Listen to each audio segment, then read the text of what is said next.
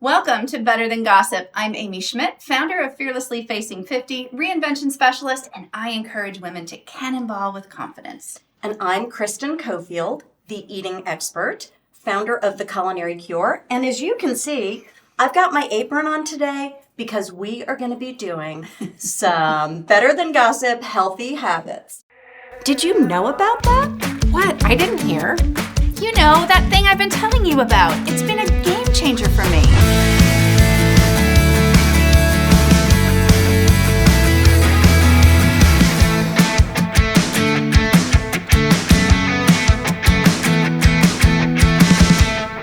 We're so excited about this show today because this is when we bring you information you really need to know that you may not have known about. And I will say that I have kind of looked in some of the cabinets back here thinking I might be able to grab a bag of Cheetos or something before, but that doesn't happen when we're in the kitchen, especially with this one over here.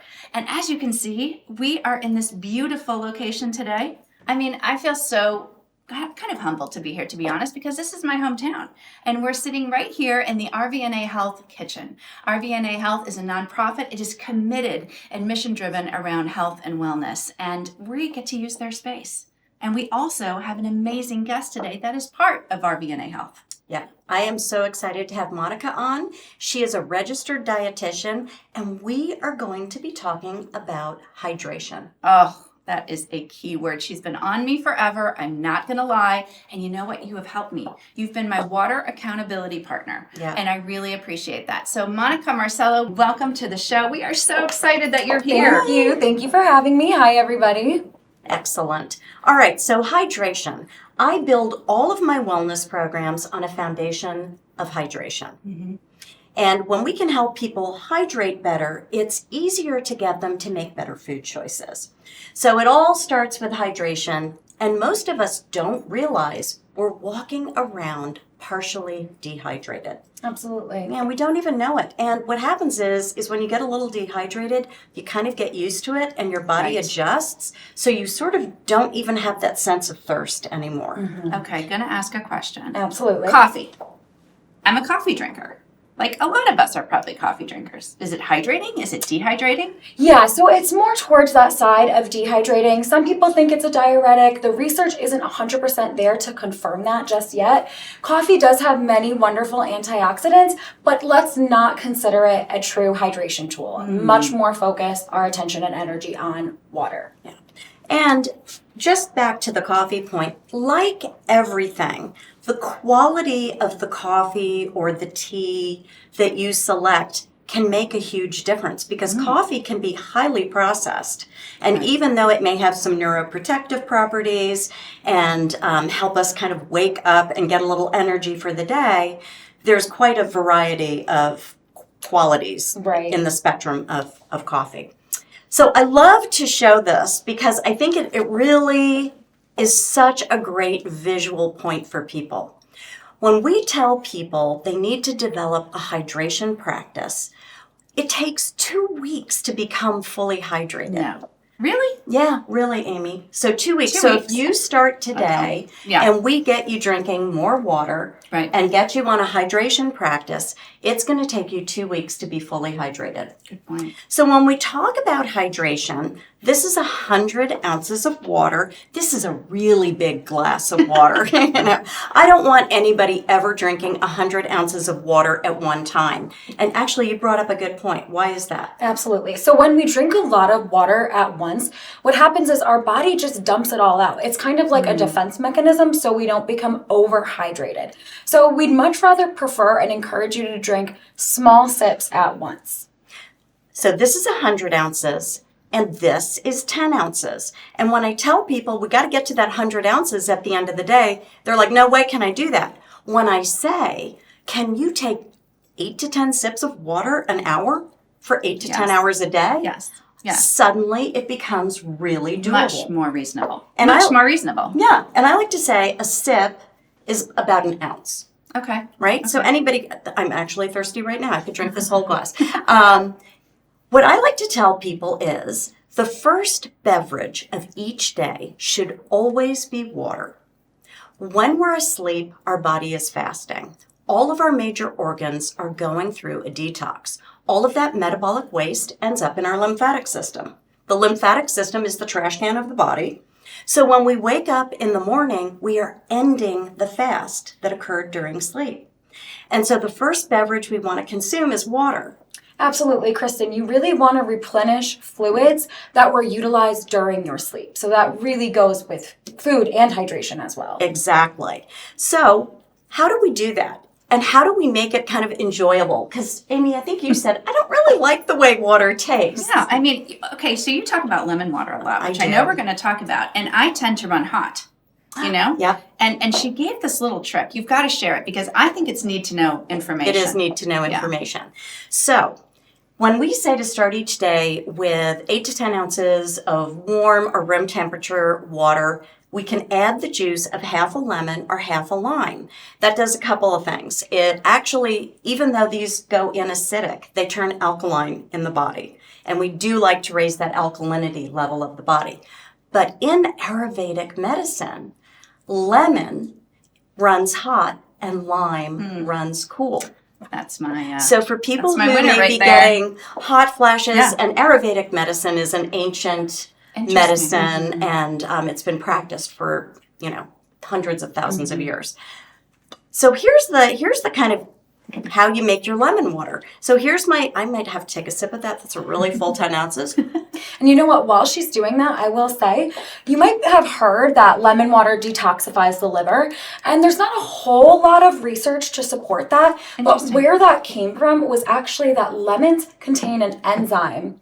And this is actually known to help and promote liver enzymes, but that's mainly been shown in animal models. So we really know that it contributes to hydration, of course, a more mindful morning, and just setting your day up for a great day. I love the And we get a little vitamin C. Absolutely. Which is, that's and I'm going to Absolutely. show you. So this is how I make my lemon water. I've got this great lemon juicer. I just squeeze. Look at all that juice you can get out of a half a That's lemon. amazing because I usually use my hand. It's too I hard. have one of and those it's and not, I don't use it. It's not really it's not wasteful. You get most of it. But Yeah. I love to do this too because it smells so good. Just to kind of Oh, have yeah. that It does. little There's moment. something about lemon. Mix it You with a little know, lavender. the lemonine Absolutely. that is, we talked about terpenes, and Yeah. lemonine is that terpene that's in the zest of the lemon, and so that's just a little delicious tip. I have a question about, I think this may have come up before with some of my friends. We were talking about lemon water, but we were talking about it being too acidic for teeth enamel. Oh, I love that. I mean, I don't know if that's a fun fact or what it is. Why don't you take this away? Okay, it is a fun fact, and you should actually use a straw when you drink your warm lemon water. Okay, good to know. Now, we talked about our love of Tom Brady. Oh my gosh, yes. Oh. We love Tom Brady. Okay, I wasn't in on that conversation. Tom but Brady, if I you're kind of watching. love him. This was before, the Super Bowl. We were talking. yeah. We were talking about this, and Tom Brady, who can afford and has the best coaches in the world, he's a big fan of electrolytes. So one of the things we can also do to boost our water is we can add electrolytes.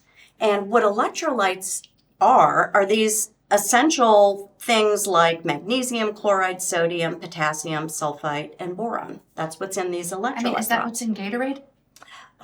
Okay, I know. I'm the girl that wants Cheetos in the I know. cabinet. They're working on me, but Well, and Gatorade does have electrolytes, but Okay. it's also got chemicals and added sugar. Added sugar. Absolutely. So when we put the electrolytes in the water, it actually helps the water get into our cells. It helps the liquids mimic more what our kind of blood looks like. So the Right. cells are more readily absorbing those liquids. And that's what we want to do. We want to sip 8 to 10 ounces an hour for 8 to 10 hours a day. And we want to get hydrated on an intercellular level. But there's another way that we can Absolutely. hydrate. Yes, that's a great point, Kristen. So a way that I recommend hydrating is also through your foods. And the reason that I recommend this is because not only are you going to get water, but you're also going to get those nutrients that are in the foods as well. So for example, you're going to get a lot of fiber. So if you're hydrating through your foods, you're going to be able to actually feel fuller longer. And that's going to be two ways. One, that water content's going to work on your stomach and sort of influence those stretch receptors. Yeah. But also you're going to get the fiber that's in the food as well. And we know that fiber promotes satiety and fullness. Interesting. I did not know that. And that helps us stay fuller longer. See? Absolutely. And it's just I love another that. way of getting all those important nutrients that we don't get enough of. So is it true? Here's another question, because I know little about this. Sometimes when you're hungry, you get those hunger pains. Is it actually because you're dehydrated and you need water, and that will get you a fuller feeling? So yes, there is some evidence that suggests that we can misinterpret the feelings Right. when you are dehydrated. So sometimes when you're dehydrated, you may feel hungry, but really you just need to have a glass of water. And another Love that. reason for this is because sometimes, when we haven't drank in a while, our liver, we need water to produce glucose, to produce sugar, to give us energy to get through the day. So sometimes when we don't have water, our liver is having a little bit harder time and is limited in its production of glucose. I always thought that I was an 8.5 medium, but being introduced to walking cradle shoe and a whole myriad of sizes and widths, I found out that I was an 8 wide. And since then, things have been so much better in the fit of my shoe. My passion is dancing, and I bought a pair of Calientes, and I have worn them in the classroom, I've worn them at the clubs, and after 5 years, that's how long they lasted. I managed to dance right out of them, and so I've replaced them because they are my go-to shoe.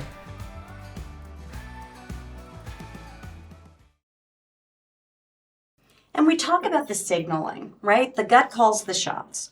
So we really need to be being mindful of our gut health and giving our body the fuel it needs to run better. So you would never put unleaded fuel in a diesel vehicle, right? But yet we do that with our food. We put in foods and beverages that humans were really never designed to eat, highly processed foods, liquid sugars, all those kinds of things.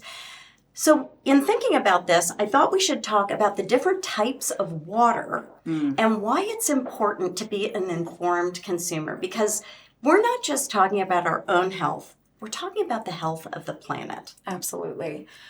So, we all know tap water, right? So tap water, it's affordable, it's easy to access, and this can be an okay option for some people, given your circumstances. One thing you really want to watch out for, though, is there are chemicals like lead, arsenic, things that can last forever. They're known as the forever chemicals that can sort of trickle their way into our tap water. So I highly recommend, if you want to see the chemicals that are in your tap water, you can go to the Environmental Working Group. It's a nonprofit, and go to the tap water database. You'll simply put in your your zip code, and you can see the different type of chemicals that are in your water. That's fabulous. Yes. That's fabulous. Yes. We'll share that. We'll share that link, because I think absolutely. that's something that everybody can do. And I mean, I certainly didn't know that. So thank you for sharing. And it's really this idea that just because something is legal does not mean that it will promote optimal health or that it's safe. There has been some chemicals that have been still allowed in our tap water for over 40 years.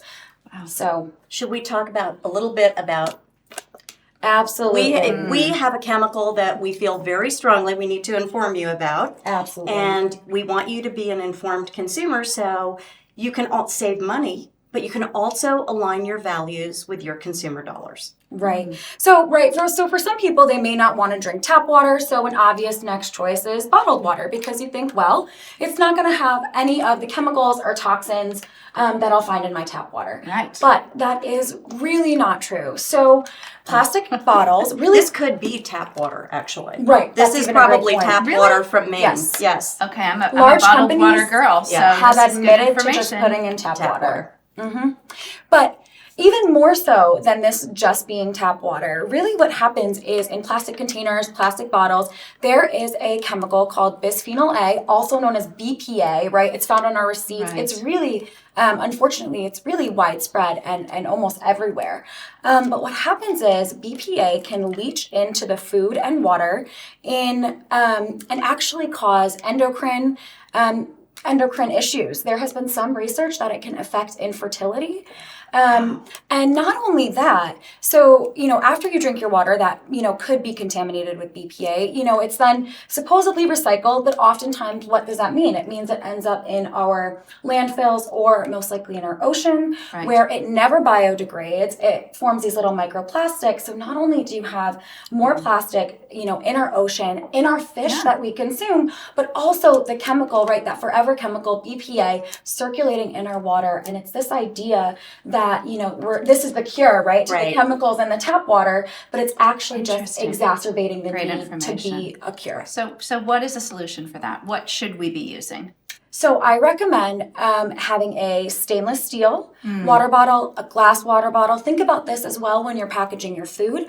Another recommendation too is for a filter on your on your sink at home, right? So carbon filters are very inexpensive and effective, but if you want the most effective is reverse osmosis. So and that's kind of one you would have installed under your sink. Exactly. And we absorb an incredible amount through our skin. So if you're going to invest in a reverse osmosis system, it's really worth investing in one for your whole home. That is such great information. Is that a bottle there that you have that you're kind of... this one right here. That's great. Okay. Yeah, so this is a stainless steel. Another thing is as well, you may find that there are some BPA-free plastic bottles. Right. I've seen that on labels, sure. But I think, ultimately it's planet health, human health. So recommending, getting a filter and doing stainless or glass. And that will save you money in the long run. So it's really, it seems like it's a little bit more of a hassle, but once you have the bottles, you have the filter, it's going to help you measure your water too. So we're talking about a hydration practice. We're talking about 8 to 10 ounces an hour for 8 to 10 hours a day.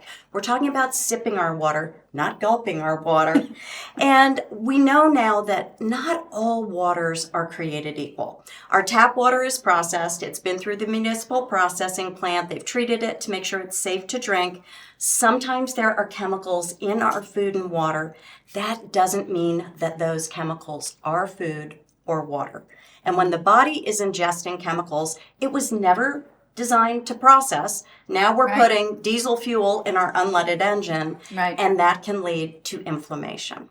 So let's talk just really briefly, and we love Hello Water. We love Hello Water. Hello Water is a great alkaline water. Yeah.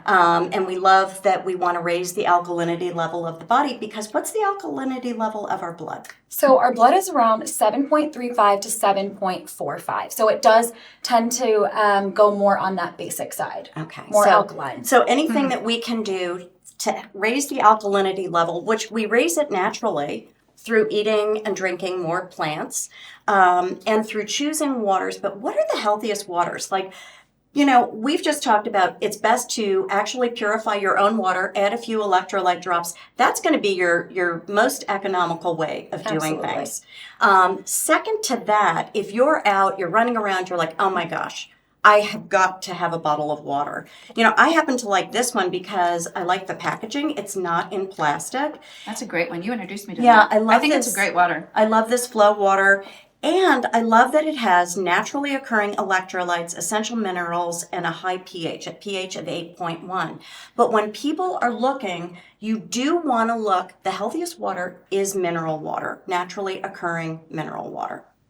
Yeah, so they found that the calcium and the magnesium that is in mineral water is actually comparable to the calcium and magnesium that's found in our food. So really what that means is that it's bioavailable. We're going to be able to digest, absorb it, and utilize it within the body. And another really interesting fact about this alkaline water, which resonates deeply with me, is that there is some research for people who have high stomach acidity. I am absolutely one of them. I am too. They actually found that people who drank alkaline water had less acidic symptoms. So just less stomach pain, less sort of burping, indigestion, things like that. So I really do recommend that alkaline water if you are somebody who experiences, GERD or any sort of stomach discomfort. Right, or kidney stones.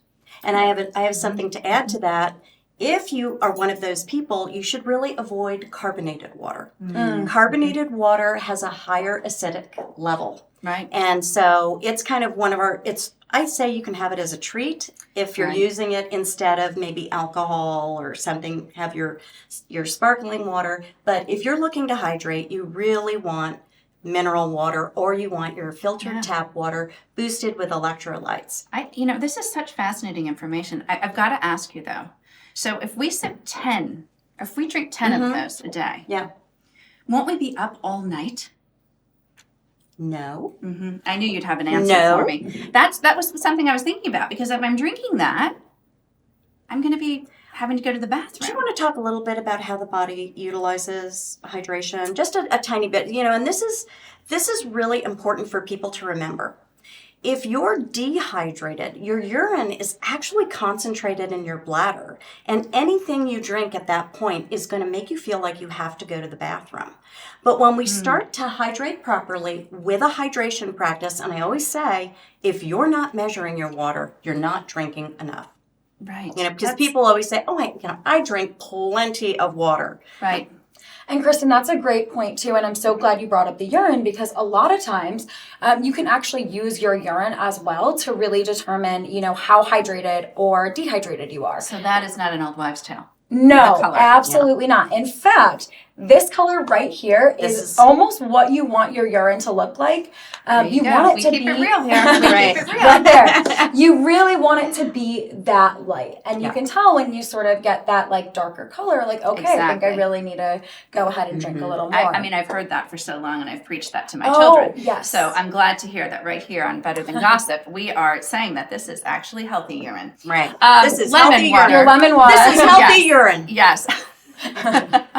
One other thing I wanted to ask was, as we age, I just remember with elderly parents, both of my parents have passed, but, my parents didn't drink as much water. They weren't as thirsty or something like that. Is that true?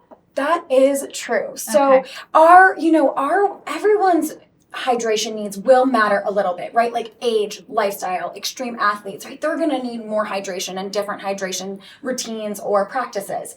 And the truth is, yes, because we also need more hydration for more muscle mass. And so as we age, we tend not to have as much muscle mass. We're more sedentary, right? So we don't actually need as much water.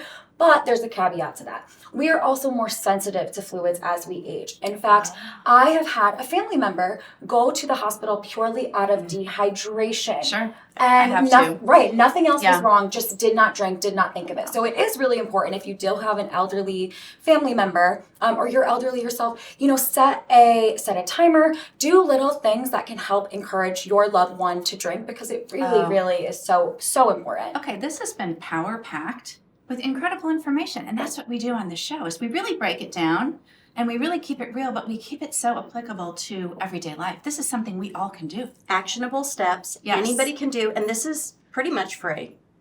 And you want that hydration practice because our body is 60 to 80% water. Right. And all of our major organs require hydration to function properly, and including our brain. Absolutely. And everybody's complaining about sleep. You will sleep better if you're properly hydrated. And it's a practice. And so if we start with a hydration practice when we're younger, it's going to be easier to bring it into our years as we age. Absolutely. But our parents never had a hydration practice. Right. And I think this is a great challenge too for people that are listening and viewing today. This is great. We should put this in our social media and really challenge people to show us pictures of them drinking their water, of them using, I have had one of these things, I think, from Williams-Sonoma or something. It's sitting in my drawer and I should be using that. Yeah. And simply doing that, drinking my lemon water through a straw. All of these valuable tips. Monica, you are a wealth of knowledge. Thank you so much. Incredible. And thank you so much. We have a secret sauce too. Oh, we do. And I wanted Monica to share just RVNA, just a little bit about RVNA Health and where we can find you and some more information. Yeah, absolutely. So here at RVNA Health, our mission is to bring excellent care across all stages and ages of life.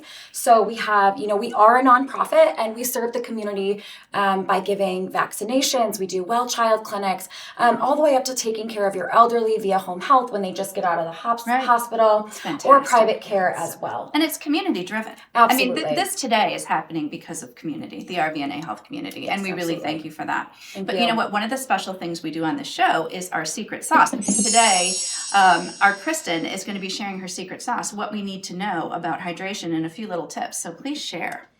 This is a good one, and most people are shocked when I tell them. don't drink liquids with meals. Right? Right. Okay, that's kind of a mic drop. Don't drink liquids with meals if you can help it. That's not to say you can't go out to dinner and have a glass of wine with your meal. But what you want to do is you want to sit down to your meals well hydrated so that you're making good food choices. You're sensing when you're full. You're stopping eating when you're about 80% full, so you give your body a little chance to catch up and register fullness. But we also find that people use water or whatever their beverage is to wash their food down, shortchanging the digestive process because they're not breaking their food down enough. And when we swallow food before it's fully broken down, our stomach creates acid. And that's how people end up with acid reflux. We're also diluting some of the digestive enzymes that we need to break our food down so that we can get more nutrients out of it. So minimize liquids with meals. Yeah. I love that. Well, my kids when they were younger would guzzle down milk. Right. And then not eat anything. Milk's a whole nother topic. We won't go into milk today, but I just thought I'd bring that up. But it's so true. I love that fun fact. And thank you for the secret sauce. Monica, thank you for joining us. Thank you guys for having me. It was absolutely fabulous. I know you're going to be coming back with some more information that is fantastic and great. Absolutely. So thank you so much. And thank you so much for joining us on Better Than Gossip. I'm Amy. And I'm Kristen. And together we are Better Than Gossip, sharing ageless advice for timeless women. We'll see you next time.